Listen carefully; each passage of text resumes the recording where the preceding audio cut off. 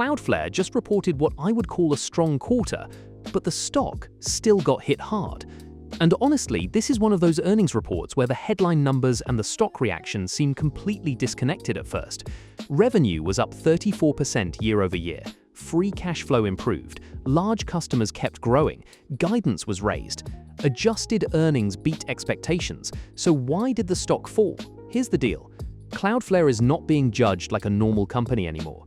This is a premium growth stock with a premium valuation, and when a stock is priced for near-perfect execution, good is not always good enough. So in this video, I want to walk through what actually happened this quarter, what the market may be worried about, and how I would personally frame Cloudflare as a 5-year investment from here. And as always, if you enjoy this kind of stock breakdown, make sure to like the video, comment your thoughts, and subscribe for more investing analysis. Now, let's get into it. Cloudflare reported $639.8 million of revenue in Q1 2026, up 34% year over year. That is not a small number. For a company already doing more than $2 billion in annual revenue, growing in the mid-30s is still very impressive. This is not some tiny company growing off a small base. Cloudflare is already a major internet infrastructure business, and it is still compounding at a rate most software companies would love to have. Adjusted operating income came in at $73.1 million. Adjusted EPS was 25 cents. Free cash flow was $84.1 million, which works out to a 13% free cash flow margin. So purely from a financial results standpoint, this was a clean quarter. But Cloudflare is not just being valued on this quarter.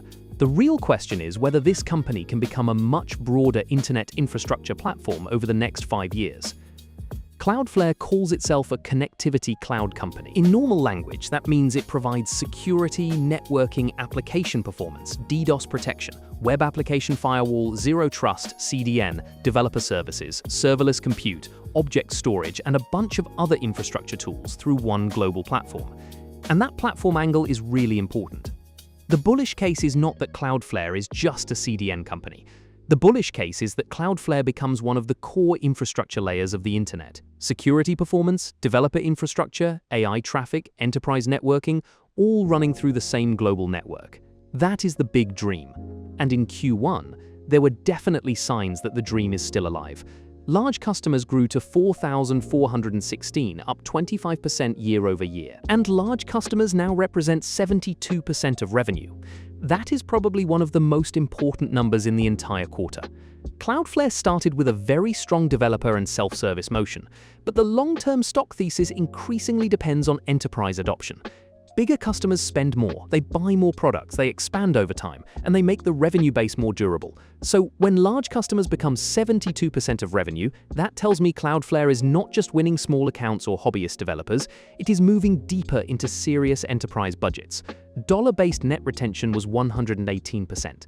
That was up from 111% last year, but down from 120% in the prior quarter. I would still call 118% strong. Existing customers are spending meaningfully more over time. But the slight sequential dip is worth watching because Cloudflare's valuation depends on continued expansion inside existing accounts. If that number keeps drifting lower, investors will start asking whether growth is becoming harder. Current RPO also grew 34% year over year. Basically matching revenue growth, that gives some support to the idea that demand is not just a one-quarter spike. So operationally, the customer data looks good. Now look at the margin picture, because this is where the story gets a little more complicated. GAAP gross margin was 71.2%, down from 75.9% last year. Non-GAAP gross margin was 72.8%, down from 77.1%. That is a pretty meaningful decline.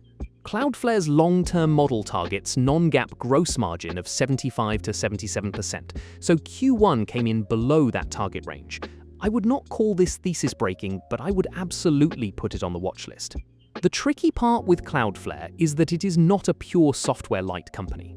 It runs a massive global network. It has infrastructure costs, it has CapEx needs, and as the business pushes more into AI, developer compute, storage, and other heavier workloads, investors need to know whether those products come with the same attractive economics as the core business.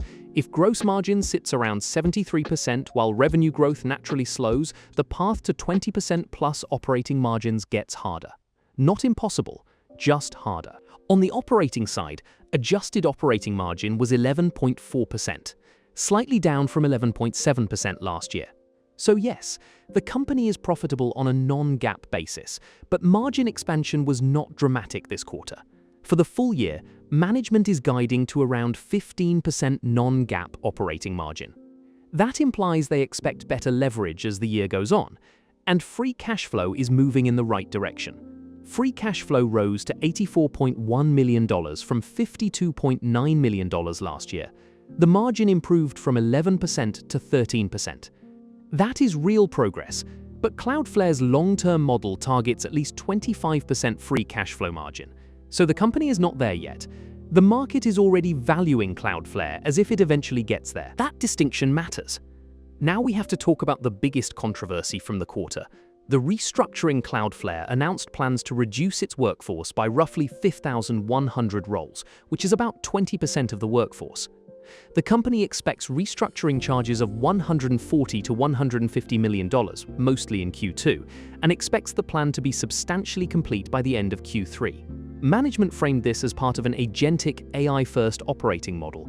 Basically, the message is that Cloudflare is redesigning how it works internally around AI, not just selling AI-related products externally. I understand why management wants to frame it that way. If AI really increases productivity, then a company like Cloudflare could become leaner, faster, and more profitable over time. But I also understand why the market might react badly. Cutting 20% of the workforce while growing revenue above 30% is not a minor adjustment. That is a major organizational change. Maybe it improves efficiency, maybe it accelerates operating leverage. Maybe Cloudflare comes out of this with a more productive cost structure. But there is also risk. Sales teams can be disrupted, product velocity can slow, customer support can weaken, morale can take a hit, and if you are paying a premium multiple for a company, execution risk matters a lot. This is where it gets interesting. If the restructuring works, Cloudflare could become a much more profitable business without giving up growth.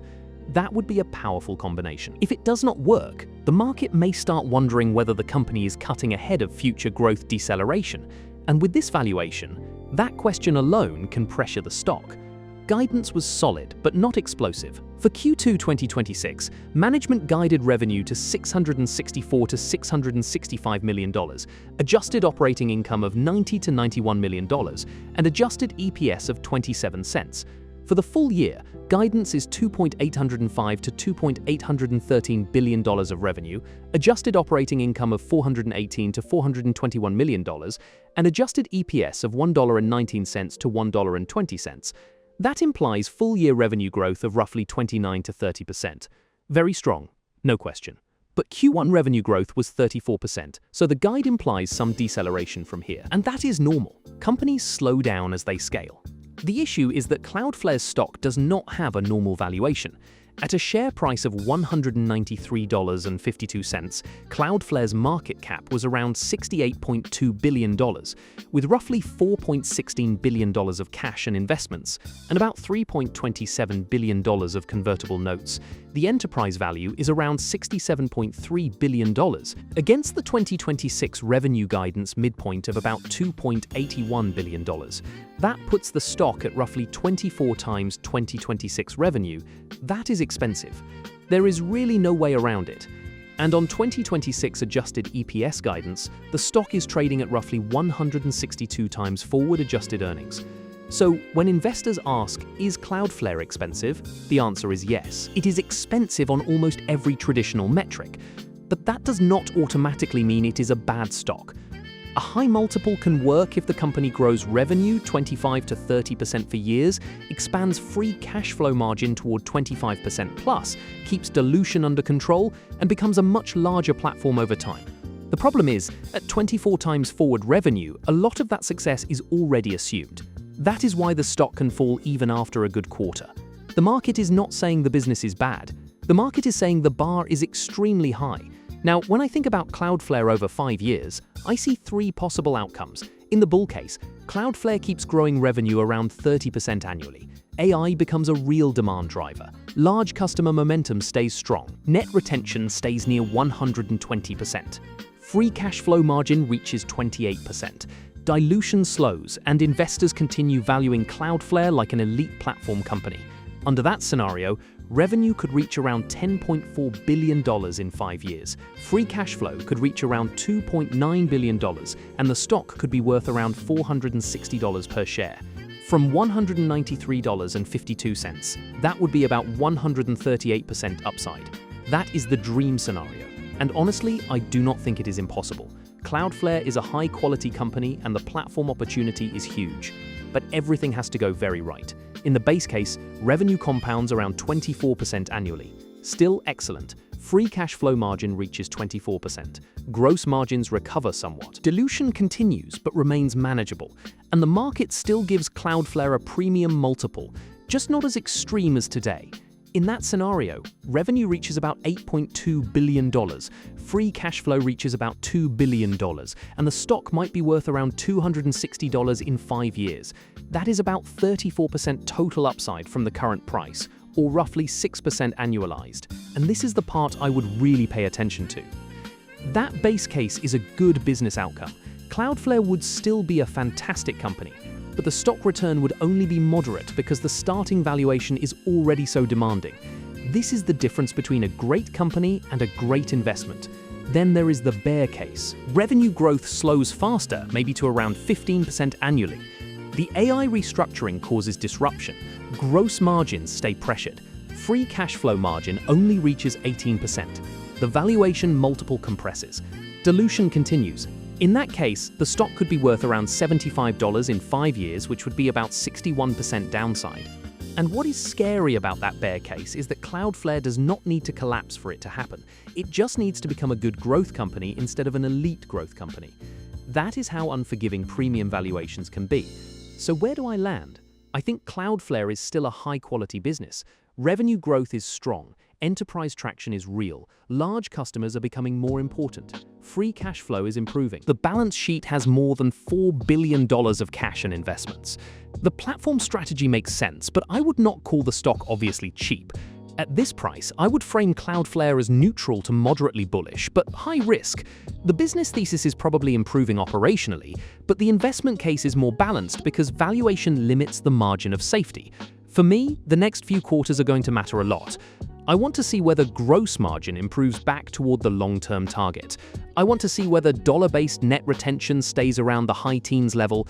I want to see whether large customer growth remains strong. And most importantly, I want to see whether the restructuring actually improves efficiency without hurting execution. Because if Cloudflare can keep growing near 30% while expanding margins, the stock can still work. But if growth slows and margins do not scale fast enough, the valuation can compress quickly. So the way I would frame it is this: Cloudflare is a compelling business, but only a selectively compelling stock. The upside is real, especially if AI becomes a major tailwind, but the downside is also real because the market is already pricing in a lot of future success, and that is why this quarter is so interesting. The numbers were strong. The strategy is ambitious, the valuation is demanding, and the restructuring adds a new layer of uncertainty. For long-term investors, I do not think this is a simple buy-the-dip situation. I think it is a stock where you have to be very honest about what you are paying for. If you believe Cloudflare can become one of the defining infrastructure platforms of the AI internet, then the premium may be justified. But if you need a wide margin of safety, this probably still does not offer much of one. That is my take on Cloudflare after Q1. Let me know in the comments what you think. Is the market overreacting to the restructuring? Or is the valuation still too high even after the drop? And if you found this breakdown helpful, make sure to like the video, subscribe, and I'll see you in the next one.